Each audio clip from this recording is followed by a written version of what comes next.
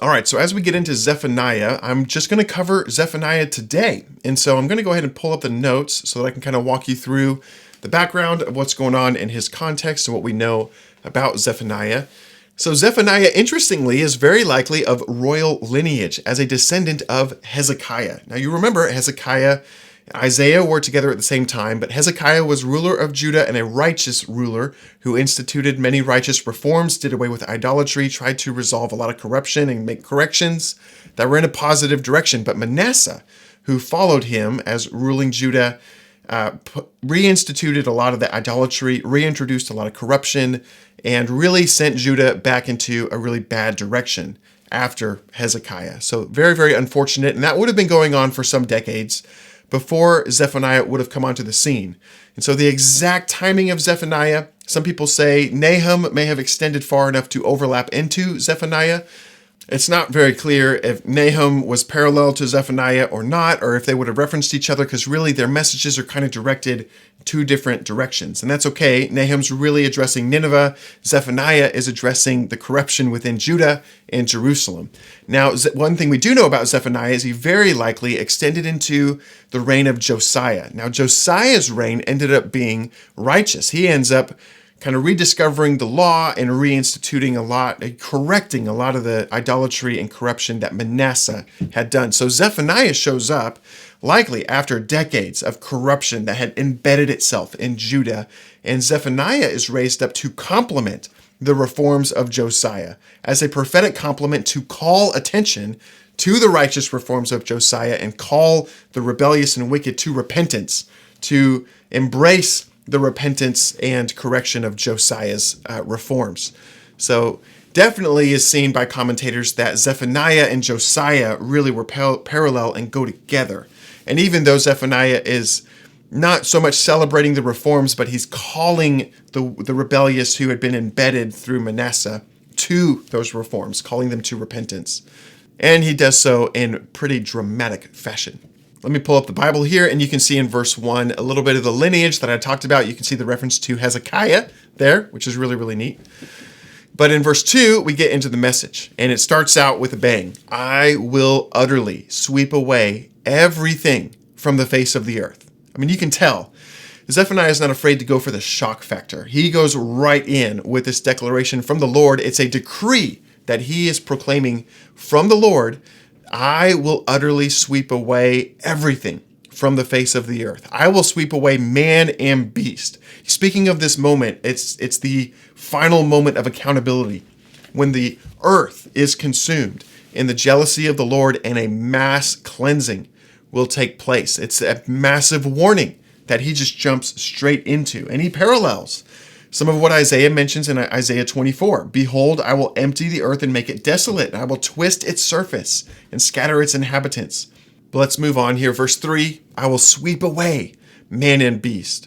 I will sweep away the birds of heaven and fish of the sea, the rubble for the wicked, the rubble with the wicked. I will cut off mankind from the face of the earth. And that's an extraordinary statement. And commentators go back and forth in how this should be interpreted. It definitely seems to be like there's some hyperbole in play, because Zephaniah is going to go on to describe those who are repentant and humble and who survive and inherit what comes after the day of vengeance, after all of this happens. So humanity is not utterly swept away, but it is a warning that for all those who are wicked, all of the wicked of the earth, and if humanity were to fully embrace wickedness with no repentance at all, then the Lord would completely remove mankind from the face of the earth, as he did in the days of Noah.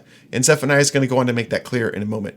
Now, what Zephaniah goes on to describe in verses 4 to 13, he's continuing the Lord's decreed judgment against Israel's participation in the covenant rebellion and spiritual infidelity with Gentile nations. The Lord does abruptly end Israel's rebellion by unleashing the Antichrist aggression at the end of the age during the tribulation.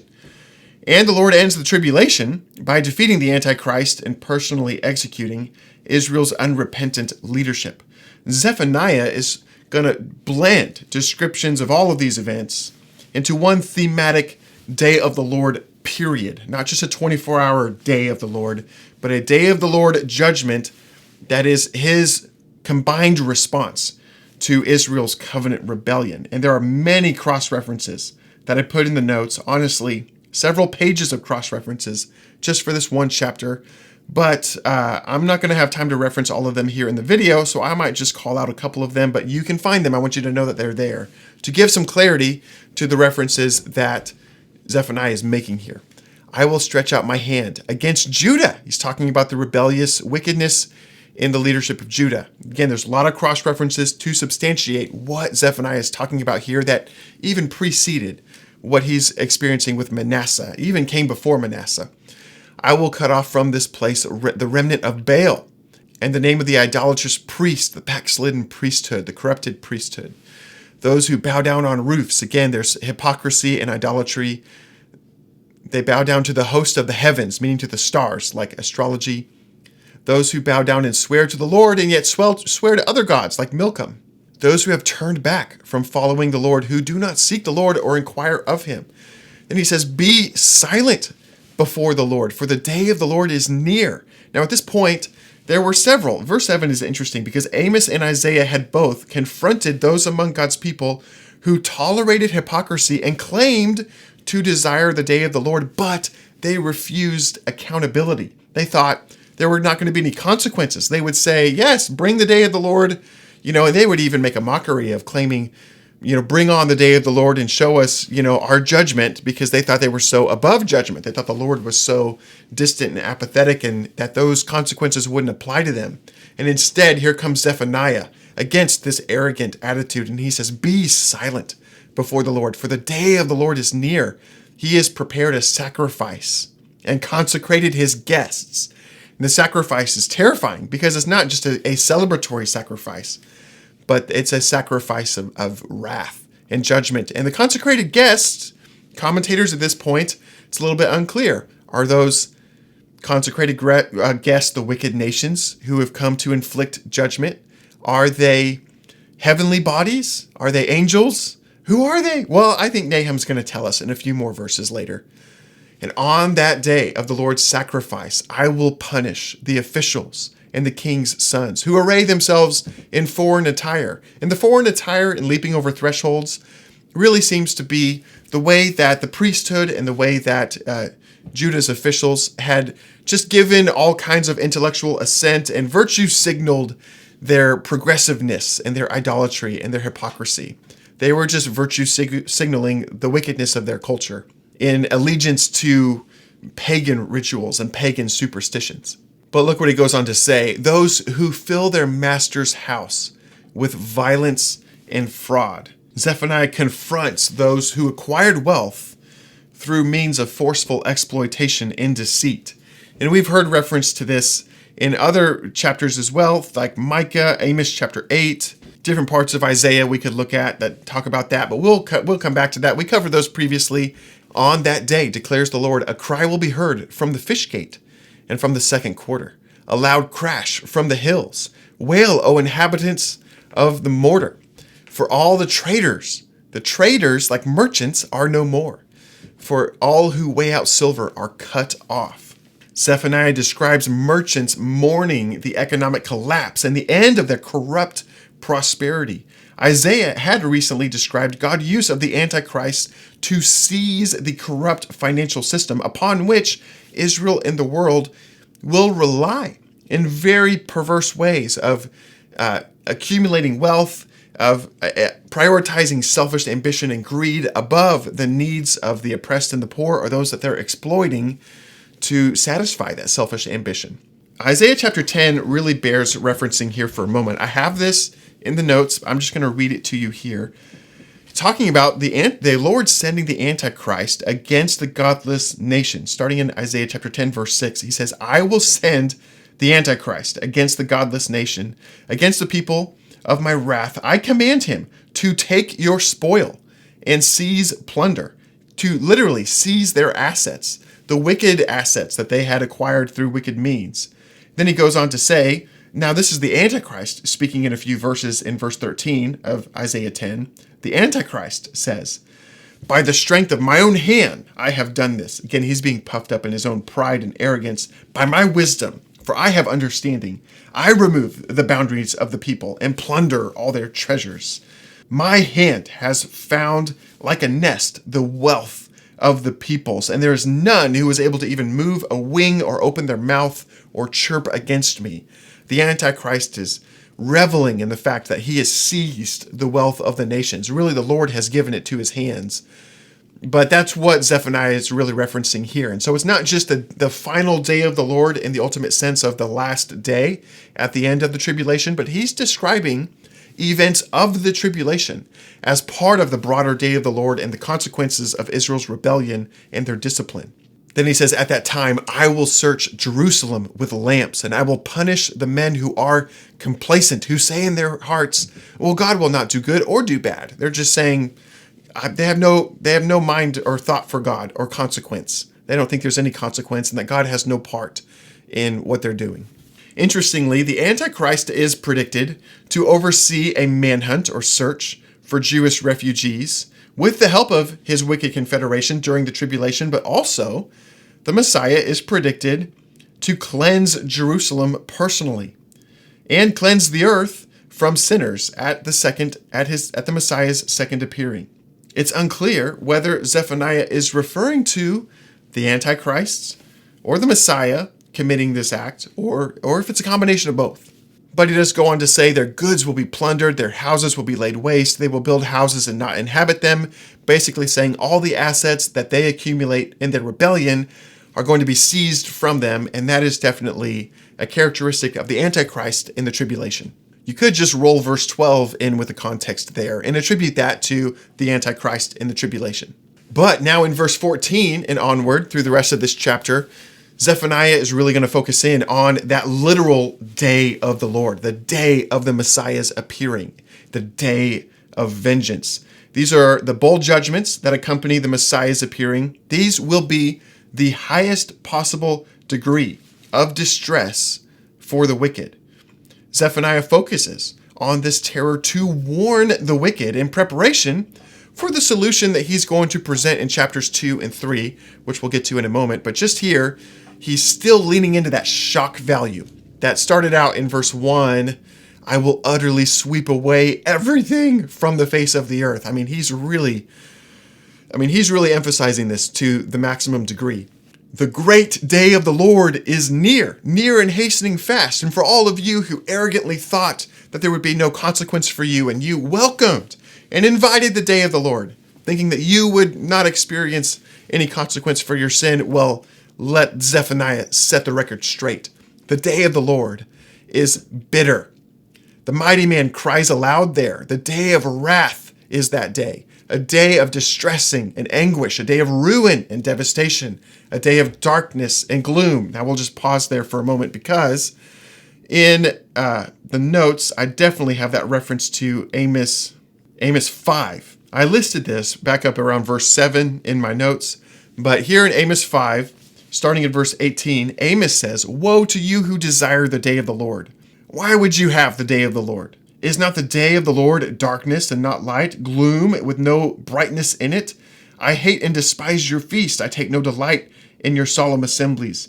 Even though you offer me burnt offerings and grain offerings, I will not accept them. In the peace offering of your fattened animals, I will not look upon them. Take away from me the noise of your songs and the melody of your harps. I will not listen. But let justice roll down like waters." And here's the point. If they claim to seek the day of the Lord, but they tolerate injustice, they perpetrate injustice. Amos says, woe to you who desire the day of the Lord. If you harbor hypocrisy and if you refuse accountability, it is a day of darkness. It is not a day of light. It's a different experience, depending on if you're the humble, repentant, righteous, or if you are the stubborn, persistent, prideful, wicked.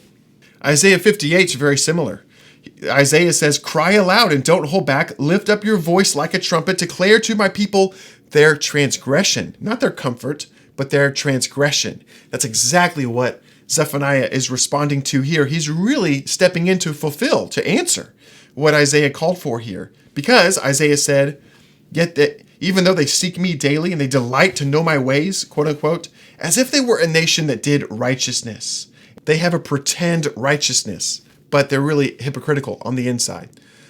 So he says, back to Zephaniah, back in Zephaniah, looking now at verse 16, a day of a trumpet blast and a battle cry against fortified cities and against the lofty battlements. Now, just again, sorry to pause for a moment. I want you to understand the references here to a trumpet blast and a day against fortified cities, again, is a day of mourning and destruction and anguish for the wicked, but it is also a day of deliverance for the righteous and for the oppressed.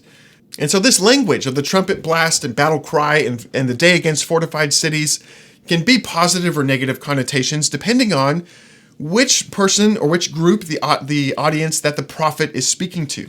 We see this in Isaiah 27. The fortified city is solitary, a habitation deserted and forsaken like wilderness, for it's a people without discernment. It's talking about judgment of the wicked. But in that day, a great trumpet will be blown, and those who are lost and those who are driven out will come back and worship the Lord, and it's a day of deliverance. Or Isaiah 25, Isaiah says, you've made the city a heap, the fortified city a ruin. The foreigner's palace is a city no more. It will never again be rebuilt. Therefore, strong peoples will glorify you, and cities of the ruthless will fear you. For you have been a stronghold for the poor. It's not just negativity. It is negative toward those who are wicked, but it is deliverance for the righteous. Verse 17 and on to the end, I will bring distress on mankind, so they will walk as those who are blind. Because they've sinned against the Lord, their blood will be poured out like dust, and their flesh like the dung. Neither silver nor gold will save them in that day. In the fire of his jealousy, all the earth will be consumed. And this is generally understood to mean this cleansing is going to cover all the earth. Not all the earth will be consumed like it will be destroyed necessarily, but that this jealous cleansing is going to cover all the earth. There will be no escape, no place to hide. For a full and sudden end he will make of all the inhabitants of the earth, meaning this is the final day of accountability. All the patience, all the opportunities, all of the Lord's patience and his opportunities for repentance have ended. His outstretched hand has ended, and it is now the rod that has come upon all the inhabitants of the earth. Now again, in Isaiah 60, Isaiah says it's a day of distress, a day of mourning, a day of darkness and deep darkness like the blind there in verse 17, but the glory of the Lord will arise upon his people. It's darkness on one side, but it's a day of brightness on the other. And there are some more cross-references that I provide in the notes to what is described by Zephaniah there in verse 18 of the full and sudden end and the fire of his jealousy, those kind of things. There are a lot of other references by prophets that came before Zephaniah that describe similar things and give a little bit more clarity to what that's like. And generally, if we could just try to summarize it, this really is a description of the prior age of the earth and its prior systems, the way things were done, and even the sinful systems. All the prior age of the earth has come to an end. That age has ended, and it will not rise again in the same way. There's no bringing back the old systems, even the old governments, the old ways that things were done. All that age is over, and there's a new age that has arrived. And that's what Zephaniah is going to go on to reference in the rest of his book.